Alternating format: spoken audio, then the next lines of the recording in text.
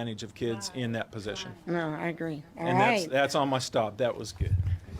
Well, hey, listen, I gave you 2 minutes. I was only going to give you guys a minute and a half. And you see all my questions I have, huh? So I'm like trying to get through them. So We'll be done by 4. okay, this one's kind of touchy because it has to do with sexual abuse allegations seem to come to light daily. Frustration comes when we hear that these educators are allowed to resign with no legal consequences. So what will you do to ensure that there will be justice for students and their families? Oh, I mean, this is tough because educators that do those bad things, they learn to move from district to district to district.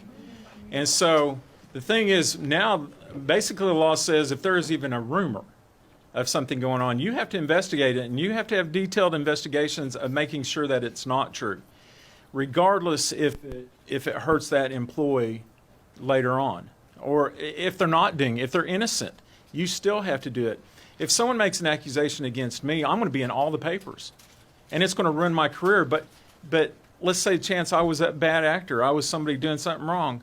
We have to protect the child first and do that. There can't be no more reading between the lines when a superintendent calls another superintendent to say, what about this person? And then legally you can't say, well, he misbehaved here. He said something wrong to a girl or a boy. We can't do that anymore. Like, a superintendent has to be up front. And basically my whole career, when somebody calls me and asks me about somebody, I've been up front with them. They may still hire that person. I remember a school hired somebody after I told him that you better not do it because he's already been rumored to be messing around with a girl. You know, but they didn't listen to me. And then 3 years later, he's in the court and he's already damaged some more people. And so it has to stop immediately. And really, it's a crime if you don't tell another school. In my view, it's a crime if you don't tell another school that there was problems with that person before they got him. The hard part about this is that we have maybe 3,500 leaving the profession this year, and only 1,200 to take their place. So it's going to allow these 2 to 3% of really terrible, nasty people to get in our systems, but we still have to be the watchdogs of our school.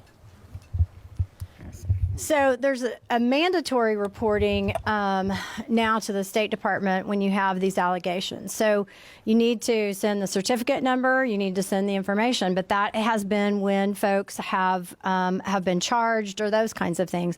I think there needs to be mandatory reporting when there are these serious allegations like John was speaking of, rather than them doing that. So if they resign, you still need to be able to submit their certificate number to the State Department and say what that is. And so the State Department can then take action on that. Some of that has been voluntary over the years, whether people submitted it or not. I think it's important that the State Department is notified and that they have the certificate number. One of the other issues we have is we have support folks that don't have a certificate number with these things. And then so it's hard to report that person because there's not a tracking system, just for lack of a better way. A teacher has a certificate number that tracks them through a system. A support employee does not necessarily. So we have to get better at figuring this out. I also think we need a third-party, probably investigative group from the state level that can go into these communities when these things happen and help provide a third-party objective look at these situations to ensure that we're making sure things are taken care of completely. Because these situations are complex. You have to get their teacher due process laws that protect certain things and that really keep you kind of locked in on certain things. And so I think a look at some of the Teacher Due Process Act has to be looked at the same time, because it's a law that creates a lot of problems at times for school leaders. There is no greater expectation we have on our schools that they will keep our kids safe when our kids are in the school. That is the number one priority of any school personnel. There is nothing more disgusting than someone in a school taking advantage of a child. It is absolutely disgusting and abhorrent. The fact that we have teachers that do this in a school, administrators do not address it, and they go to another school and abuse another kid is unconscionable.